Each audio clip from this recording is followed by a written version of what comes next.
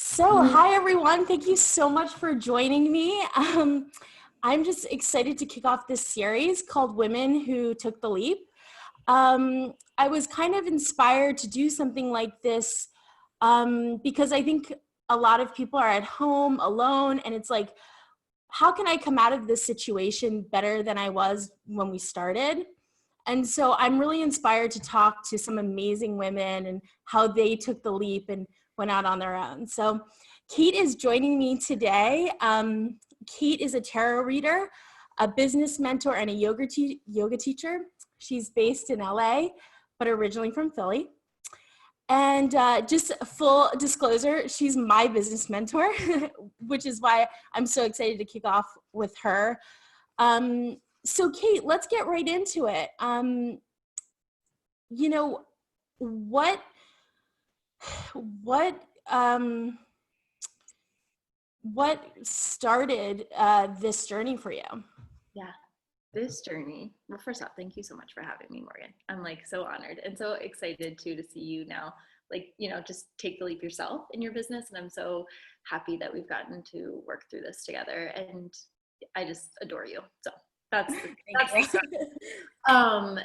What inspired taking the leap as far as entrepreneurship and kind of like starting my own thing was honestly after a really hard period with my mental health. I just really needed and felt called to having more freedom in my life in general, so that I didn't feel as ashamed if I had a low and if I had a day where I was struggling and needed a little bit more space and grace in that sense. So that's really like the first thing that happened to me, and the first experience that after that, working through that therapy and things like that, I was like, you know what, I want to go for it. And I've done a lot of really hard work, and I'm feeling called to it, and I want to help others, and I really believe that I can. And I tried, and I took that leap, and it ended up working out. And it's never easy, but it just felt so, when you start to get those like small wins and they start to accumulate, it starts to gain momentum, and that's when it starts to get easier. And it feels really good to just rebuild that confidence, especially after a really low period. And I see that a lot with my clients. It's like some form of like hardship that tested us and tested our resilience is typically what kind of spearheads like this need and desire to go after something, especially in the wellness space, like the industries that we work in.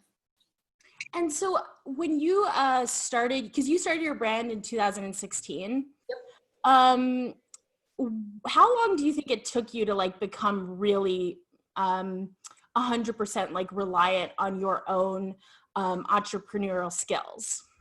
Good question. It took like just about close to 2 years. Like I could say a year and a half technically, but I was still like, there were a couple like side hustles I had, because it kind of happened in phases. And I really suggest this to people when they're starting to take that leap into working for themselves or any entrepreneurial move, to decide, like for me, I was working at an ad agency and spending a lot of time there. It's the culture in advertising is like, get there at 8:30, leave at 6:30. It's not 9 to 5.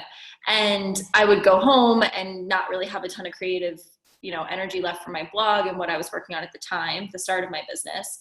So I transitioned then to like being a part-time nanny, things like that. So truly, I would say 2 years ago. So it took a long time, and I didn't see any income for the first year.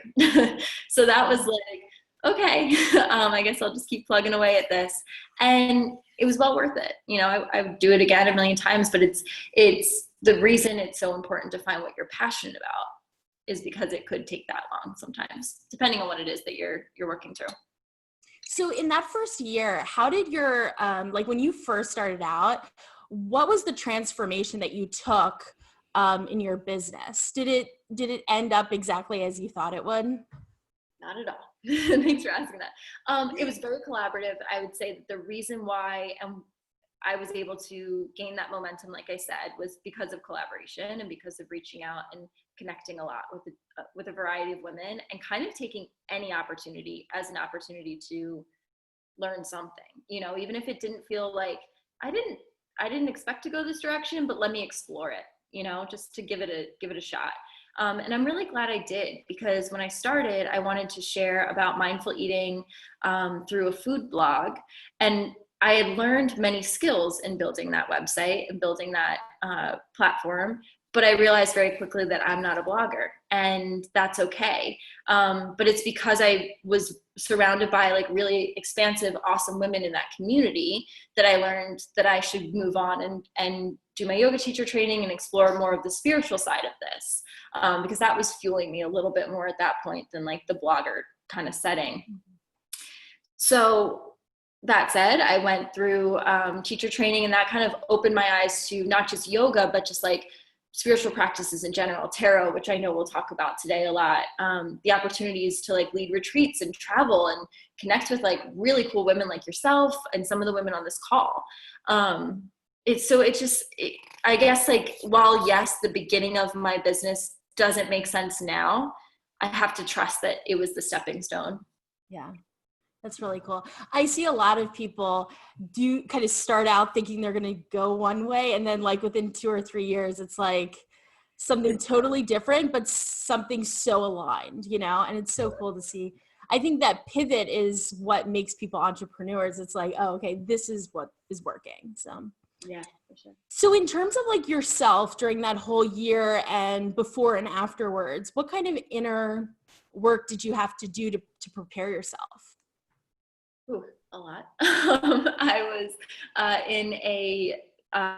my experience right before starting my business, and kind of during actually, was for about 3 months, I was in a women's trauma program. So working through like all day long in a group setting, women's trauma and PTSD. So heavy ass shit. And it was the best gift I could have given myself, because it taught me that I can do really, really hard things and be in really uncomfortable scenarios. And entrepreneurship felt a little easier then. I was like, you know what? I did that. And not to say that everybody needs that experience, but it definitely was eye-opening and humbling, while also really like built up some confidence for me. I was like, I want to do what I want to do and reclaim my life and my power back. I had been really, really crippled by my anxiety for a long time, and my limiting beliefs and the things that I thought I wasn't capable of. So while I had the support of like, you know, that experience in that group setting, I went for it. It was just a great time for me. Like, looking back was the worst time, but like what really birthed the ability to be like creative and to be a risk taker, I think. Yeah, because I've seen on your Instagram, you're definitely an advocate for trauma, mental health, and PTSD. So how has that fueled the way you present your brand? I love that question and appreciate it. That was a really hard thing for me to decide and decipher, because I'm not a mental health professional, and I need to definitely make that clear and aware in my work. So in the beginning, like, that was what was fueling it, but I didn't know how to articulate that or communicate that, message it to people, while still being respectful and mindful of this very, you know, serious topic. What I think that's where kind of the spiritual stuff came in, was learning about my intuition as a gift and product of that trauma, as well as what kind of shadow work is, stuff like that. It allowed me to, and that applies to everyone. So even if their experience was not the same or similar to mine, be it through the PTSD or my eating disorder, I still can relate and still speak upon things that are hard and that are, you know, heavier, without it needing to be directly correlated to an area that technically I really can't speak on. I've just experienced. So it was good to learn not only movement, meditation, mindfulness, obviously tarot, and use those as offerings to connect people, allow them to feel seen and heard, and hold space in the ways that like I feel confident and competent too. Mm. And you use that kind of like big word right now, intuition. So I'd love to hear how you listen to your intuition, because, you know, as you become an entrepreneur, it's all about what you actually want. So, and where you want to go with your life. So how did you tap into your intuition throughout this and really listen to yourself?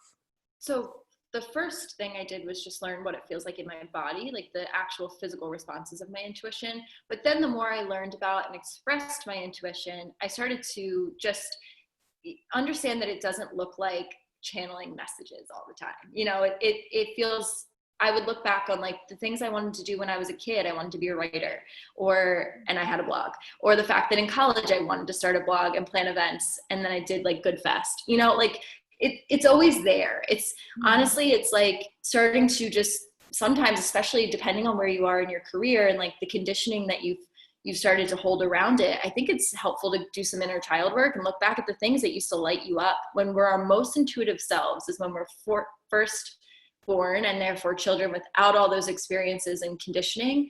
And that's probably where your greatest intuitive hits and creative energy lies. So that might be a pretty woo-woo and out there answer, but I just think it's really important to dive back into what the inner child wants to say and listen to her first. And then that opens up your intuition and like allows for the trust in, be it your guides or universe or whatever the co-creator is that you're choosing.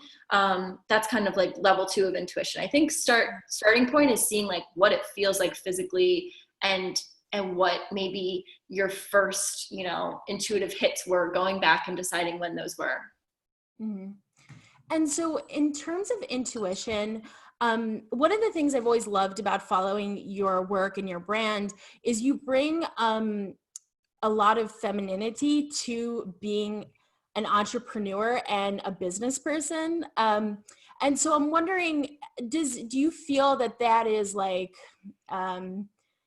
those things work together? How do you feel like that's helped you in maybe like the rougher spots of having to make deals and stuff like that? Yeah, that's a great thought. Like the balance of the two can be difficult. When I first started my brand and business, I was highly in my masculine. I was completely driven, a little bit by ego, very competitive, and I burnt out. And entrepreneurs, like, burnout is very real.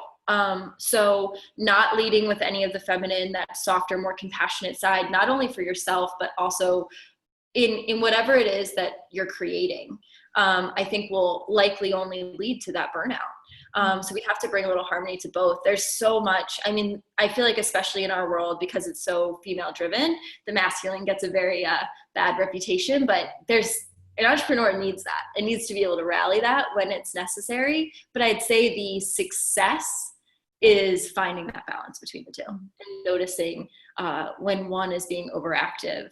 And same with the feminine, when we're taking things maybe a little too personally, when we start to see things, small setbacks as really big losses, that's when we need to fire up that masculine energy a bit and get back to understanding that it's not an attack on us or our business or our goals. It's just peaks and valleys. That's all.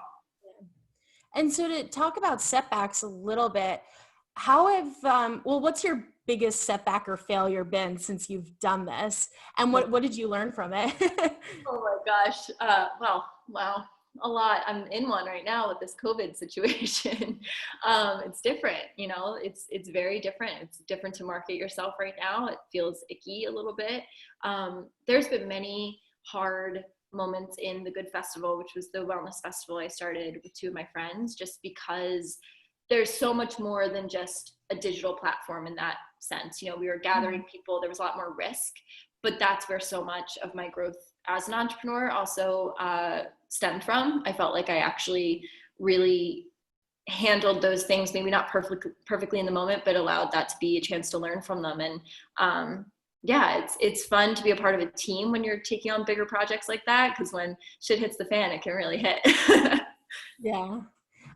So actually, it's funny because I hadn't planned this question, but as someone who's worked solo and also created the Good Fest, which for anyone doesn't know, it's a wellness festival for women, and it's actually how I heard about Kate. And you've had festivals now for 2 or 3 years, right? Yep, we started in 2017. So yeah, been close to like 15 events. So one of the things that I've heard, I talk to a lot of women who are starting out, and I see like some of us going out on our own and some of us going out in partnerships. And it's funny because I think there's like pros and cons to both. And I'm wondering if you can speak a little bit to that since you've done both.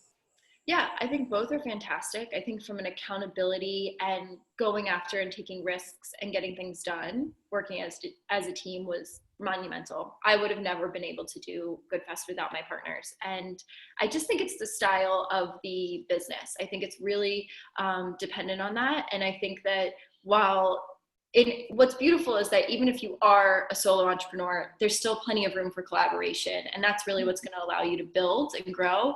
But I do think that knowing that like your platform needs to be your own sometimes is important too, and knowing what that is and like where your story and your messaging and your why is like completely unique to you, and therefore it's not the right time for partnership. I hope that makes sense, but it's really just a matter of like how deeply connected to like the purpose and the why and the end consumer or client is your story. I think that's how I differentiate and separate. If it's more about just connection, community, partnership makes sense. So I'm going to pivot a little bit because I know that you started off in the marketing and advertising world, and a question that I have had, and I know a lot of my colleagues have as well, is the importance of picking a niche. Yeah.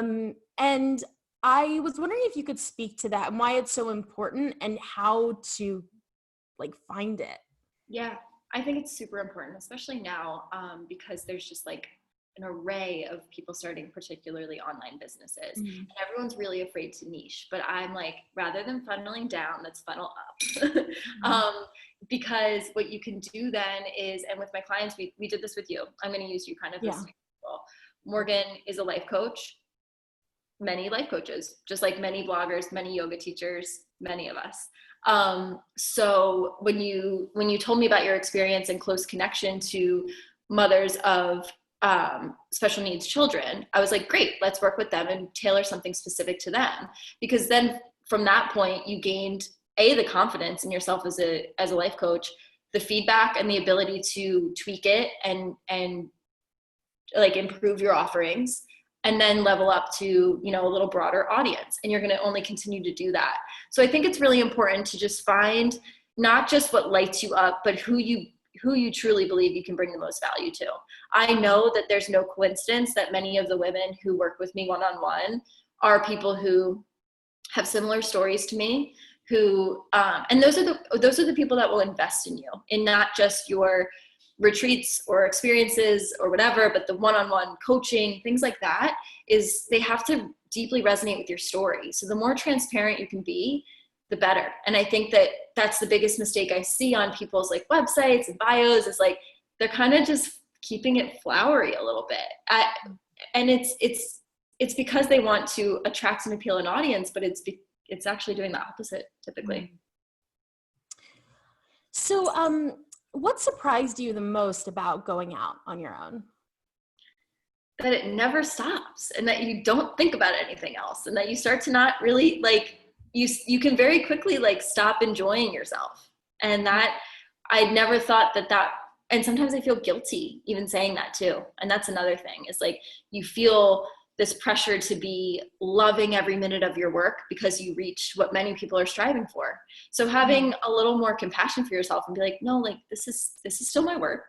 And that's where boundaries are really important, and setting somewhat of a structure for yourself, somewhat of this is my start time, this is my end time, so that your life and your work, while they are both pieces of you and they work together, they don't have to be the exact same thing. Yeah. And talking about boundaries, how did you navigate that, like not burning out and creating like a structure for your life? I think it's just trying, and I hate to say this, but it's kind of like you have to just experience it a little bit. Like I think it is important to reach that point of burnout a little and notice like what caused it, what triggered it, what was I doing? I don't think we as humans really learn our lesson until it gets either tough or like, you know, we see it's mirrored back at us, something like that. So I do think it's important to just consistently reflect back on the things that worked, the things that didn't, and know that each time you're trying, you're really growing. There's like, you know, you can't ever live in regret with entrepreneurship. You have to look at it as like, that was the best thing. It happened at the time. You have to trust, and you have to keep me moving forward. That's where the masculine comes in that I was mentioning before. Like any form of regret or too much reflection is really going to hinder you and keep you back. And you can't have a perfectionist mindset, unfortunately. It just has to be heart-centered. If the work is heart-centered, it's going to be okay. If it's coming from a place of I need to prove, it needs to be perfect, you're making it really, really hard on yourself. Yeah, that's beautifully said. So if you could give one piece of advice to 2016 Kate, what would that be? I would say continue learning everything you can. Like that's something, especially in this COVID experience, I've gotten back to a little bit. I was absorbing and learning a lot. And then once I went off on my own and was doing it, I lost sight of that. So I would say continue to learn, never stop learning, and improving, and knowing that there's like coaches and teachers for you. And then I would also say, and I did know this back then, I don't think I realized the importance of it quite as much as I do now, but diversify your platforms a lot.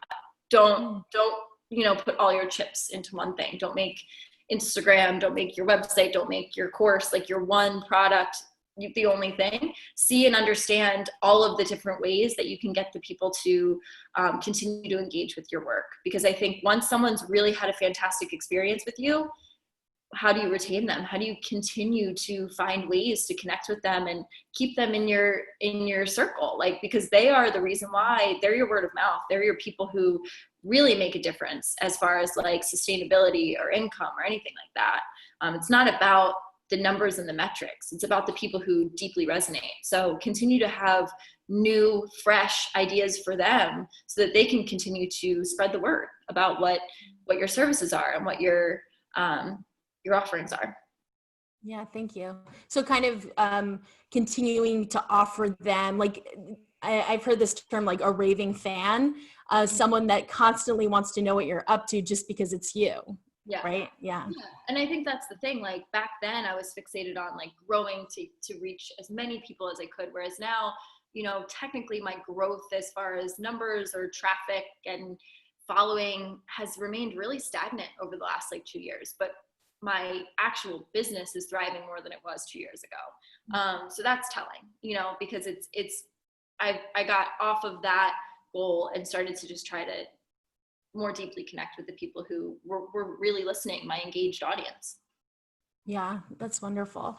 So I guess my last question before I open it up to Q&A is, obviously we're in the middle of a amazing time in our human history. And is there anything you would say to someone going out right now or someone who's thinking about it in this particular time that you probably wouldn't have said just a month ago? I would say be patient and with yourself, because it's also going to be hard, right now to feel maybe motivated. Days are going to look different every day, but allow this pause to be your chance to just really like not perfect, but fine tune exactly what it is. So when you have that moment after this is over and that breath of fresh air, when we're all kind of coming out of this and ready to get back to normalcy and just everything, I think how can you like fine tune it and make it not just about what you thought was going to work? Know that life after this is going to be very different. So as an entrepreneur, it's a fantastic opportunity now to do something that feels fresh and unique, because our mindset, our buying mindset, the way that we invest our time, all of it's getting reprogrammed right now. So probably like that's what I really expect and anticipate. So use that as a chance for almost like a rebirth of an idea, rather than following the lead of every formula that we've seen for the past few years, especially with digital marketing or digital products or anything like that. Yeah, that's so true. Okay, so does anyone on this call have any questions they'd like to ask? You are welcome to unmute yourself. There's also like a chat box.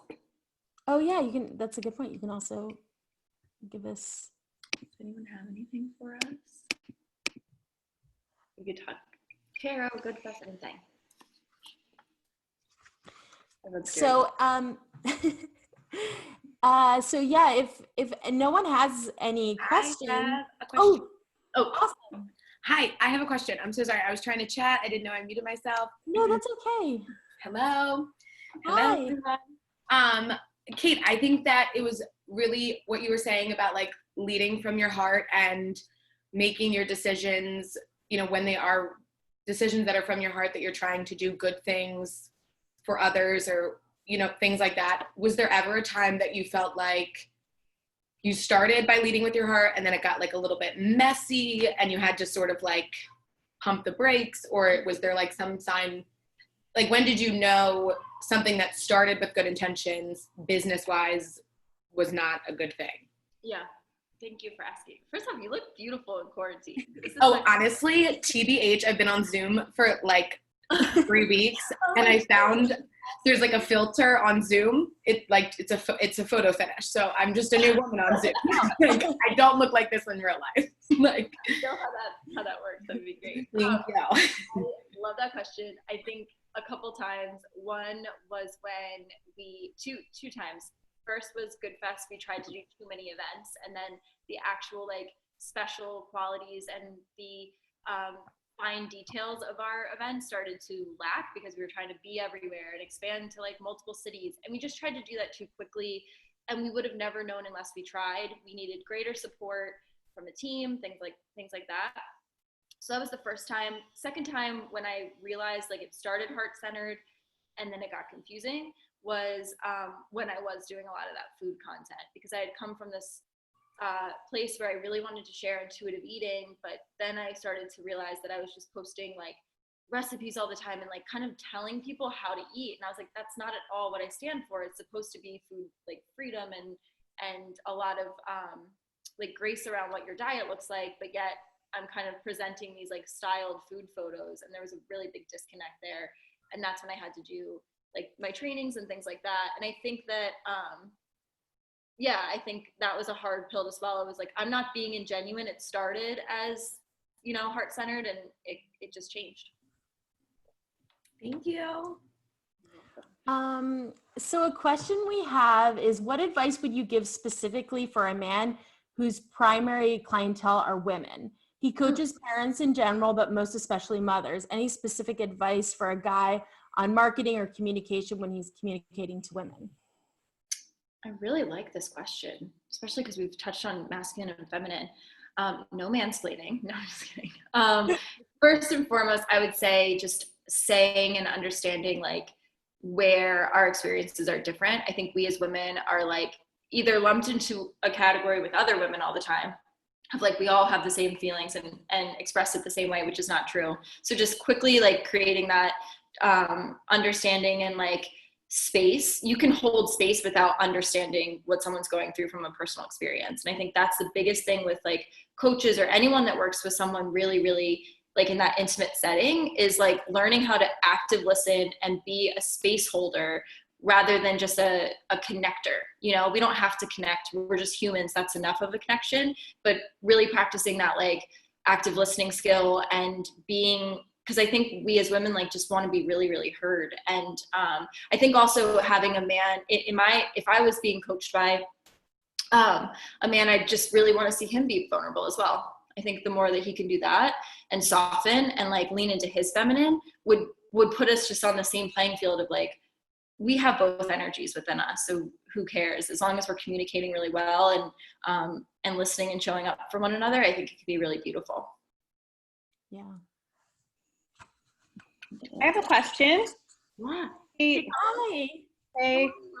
How do you have any advice for getting over fear of taking a step and really, stepping out of a comfort zone and leaving a good salary and a decent job, but it's getting out of that fear, getting over the fear to make the leap to do something that you really have a passion for? Thank you for asking that. And it's a super common question. I think that from a logical standpoint, we have to set ourselves up for success, when we're leaving one job and making those necessary moves in the transitions. As far as the fear, the actual emotional side of it, I would say locate where that's coming from and who and what you're fearful of maybe disappointing, because sometimes it's outside of ourselves.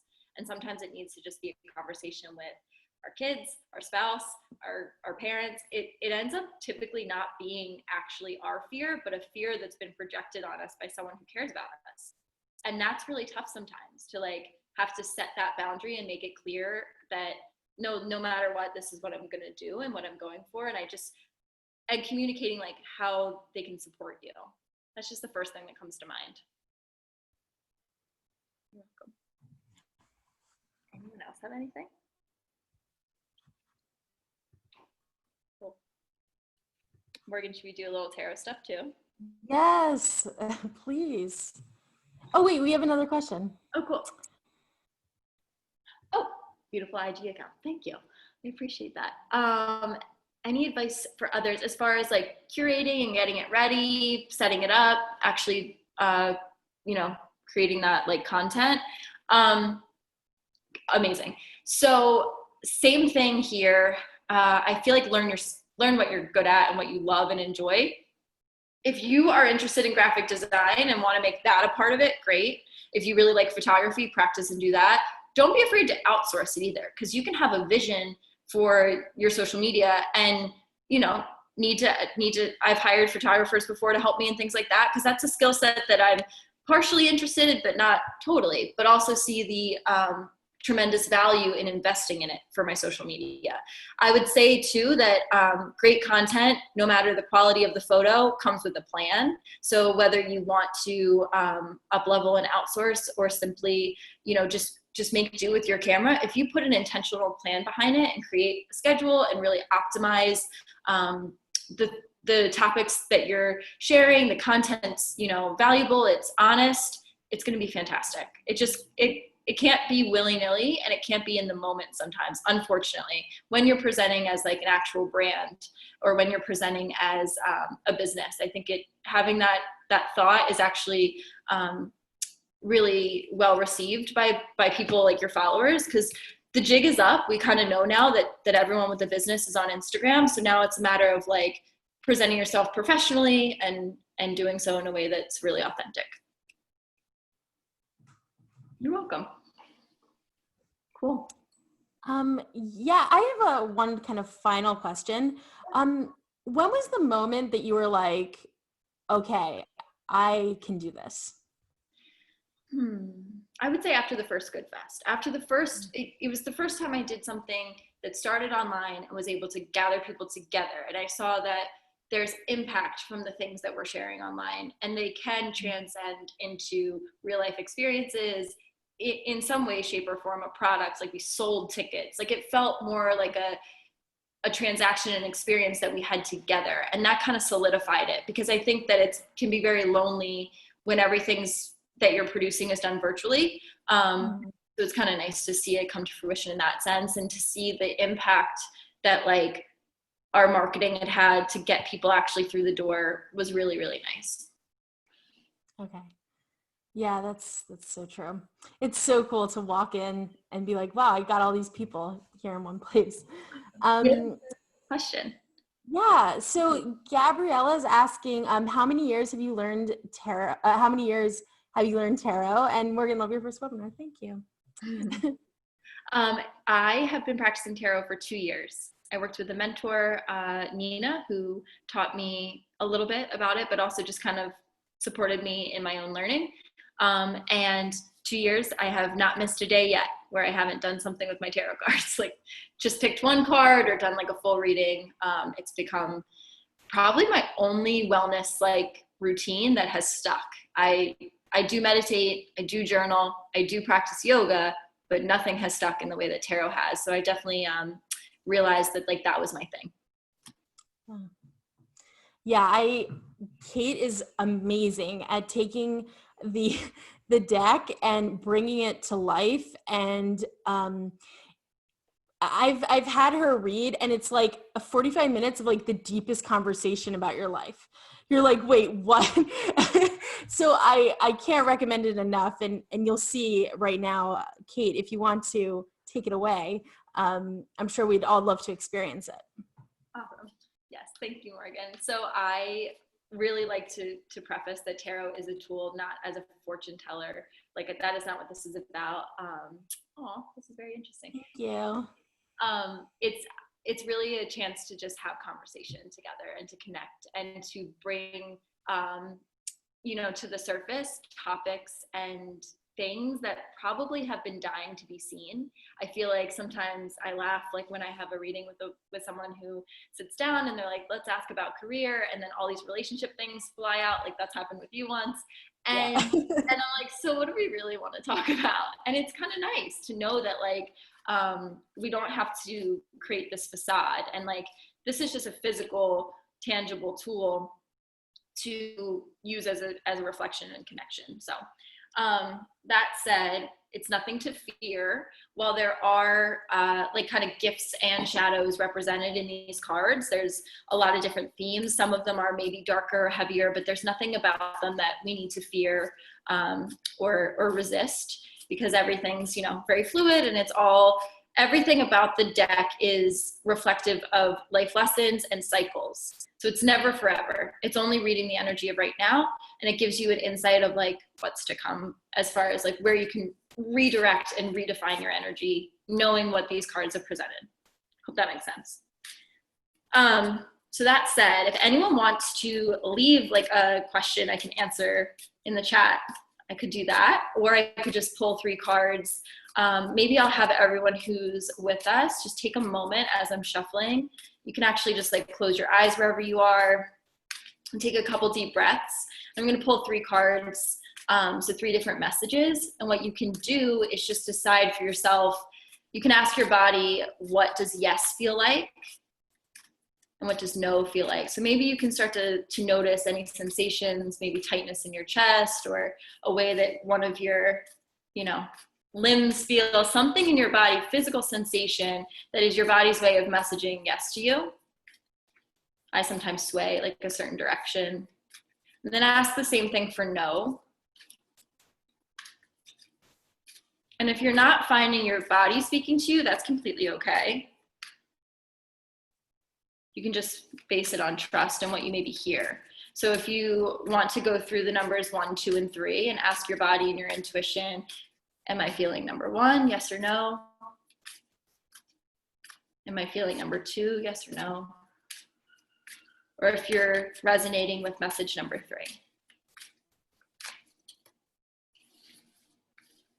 And once you've decided, I'll start to share what the cards, I have the first one pulled already.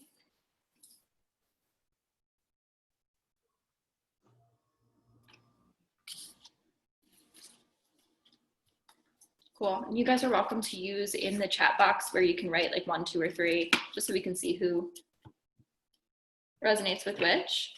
The first card I had was, the Emperor. So this is number 1's message. This tells me that likely whoever chose this card might need to rally some more of the masculine, which is interesting because Morgan, it looks like you said 1.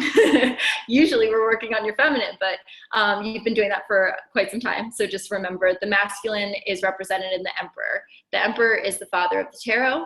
He stands very firm in his decisions and is able to not really sway from them. He's really rooted in what his belief system is.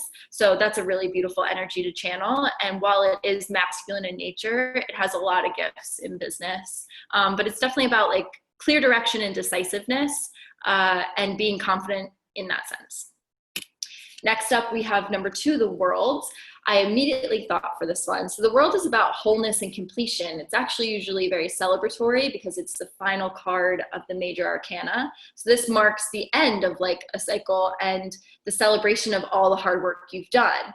If you are not at that stage yet in your business, completely fine. We can still resonate with the World, because I think that while we don't always have this as our present reality, we can go back to a time when this was happening, where we felt really proud of ourselves and really accomplished. And I think like patting ourselves on the back, regressing to that place, not to move backwards, but instead to acknowledge, remember, and reaffirm what we need to know when things are hard is really important. And I think that's the message of this particular card for this group. Then lastly, we have 3, which is actually one of my favorite cards. The 7 of Wands is fire energy. So this is the fire element. represented in this suit. And the 7 is about bravery and courage. I relate it very often to using your voice. So speaking up. Yes, the Emperor is a similar energy. He's decisive and clear on what he believes in. But this comes up when you maybe have not been using your voice as often as you should, and that you are feeling judged and or fearful of what other people's opinions are. And it can feel like a very lonely place to be sometimes, the 7 of Wands, because it doesn't have a community feeling. You're on your own, and that's really beautiful if you allow it to be a chance for bravery and courage. Cool. Thank you so much. You're welcome. Does anyone else have any questions about tarot before we start to wrap up? You can leave them in the chat or anything. Kate, I wanted to tell you, in Costa Rica, you did my reading for me, and you did my year. And March was chaos. It was the one that has all the, yeah. And I was like, and I remembered that, and I was like, okay, what's going to happen? What's going to go wrong? Like, is there going to be something in my family? And I was waiting, and here we are. March has been chaos. I thought that was super wild. I loved it. And I think even January and February were on point. So good reading. I loved your year ahead. It was really fun. It was super good. Really, really, I love it. So good. Thank you. And we were on retreat, and I'll always remember your reading, because I was reading about your daughters, and you're like, okay, I don't know if you spoke to them. I don't know what's going on. It was so real, like unbelievable. Yeah, I love that. That was fantastic. And I've actually really, I have my Oracle deck, but I love the tarot. I read it every day online, and it really helps give you some guidance. And I don't know, it's real. I feel it is. Amazing. Thank you. So good to see you. Guys, thank you so much. I'm really glad. It seems like people have enjoyed it. This is wonderful for their first webinar. Morgan, I'm so incredibly proud of you. Oh, thank you. And you have taken so many leaps, and I just can't wait to see how you encourage people to do the same through your program that you're launching, and just everything. I really, really commend you for it. Thank you so much. I would not be here without you. So. Thanks, so Kate. Oh. She said, oh, thank you. Oh, that's a great segue. Thank you, Allie. Actually, before I get into that, Kate, what are your offerings, and where can people find you? And Perfect. So you can find me at katevanhorn.com or on Instagram, Kate Van Horn. I have one-on-one readings. I also have a virtual tarot community. So that is it's a group setting that we're learning the deck together. It's 6 weeks, and you learn how to do readings for yourself, as well as give readings to other people, and just learn the deck a little better. I also have a business mentorship if you want to work more closely and work with a mentor or coach to launch your business. One of the things that we do in the mentorship is really focus on a specific project. So a launch of, be it your website or a new course or new offering. I really love to set my clients up for success to launch something new after our time together. Yeah, I did that business mentorship, and it was so successful. And just to talk Kate up a little bit, the greatest thing I thought about it was really collaborative. There wasn't a lot of lecturing on what I should be doing, but more working with the skills that I already had to create something that I could put out into the world. So I just want to say that it's not like she's telling you what to do, but it's what is already here that we can create. And I loved that. Thank you. Yeah, I definitely like it to feel as effortless and genuine and real based. And that's why I'll always work one-on-one. People ask me, are you going to create some kind of business offering in a course or group setting? And while for tarot, I think it's fun because we can connect with each other. I really believe that everyone's business is way too unique to just kind of throw these general, email marketing techniques. I think it's really about finding exactly what works for you, because there's a lot of clients of mine who really resonate with one part of their marketing or networking or something else, and not with another. And we kind of see the same universal templated advice out there a lot. So I think it's important to keep it more one-on-one style when we can. Yeah, totally. So I'm going to follow up this webinar with all of you with an email with all of Kate's offerings. So you'll have all the links there. And just so everyone knows, I am launching the next step, which is a 6-week group coaching course. I'm starting in May, and I'm offering a $75 off to everyone here exclusively. So I will send you all the information and you can take a look. And Allie Baker, who left the last comment, she's going to be my guest next week. And Allie is a conscious copywriter and editor. And I'm really excited because she's agreed to take some participants' like mission statements or sentences that you want to make better. And she will do a little coaching of how to create a more conscious or how to help your brand in that way. So I really suggest it to check that out next week, especially if you're a writer or if you know writers. I think that's really going to be awesome. So thank you so much. Can I say I've worked with Allie too, guys. She's really, really good. Like, she helped me with my website and with some materials, and I was like, this is awesome. I said her something and I was like, oh yeah, that's what I was trying to say. But like the way I said, I don't really have edits, Allie. They're good. It's good to go. You're welcome, Allie. So anyway, thank you everyone for coming. I'm so grateful. This was awesome. And yeah, I'll see you next week. See you next week, guys. Bye.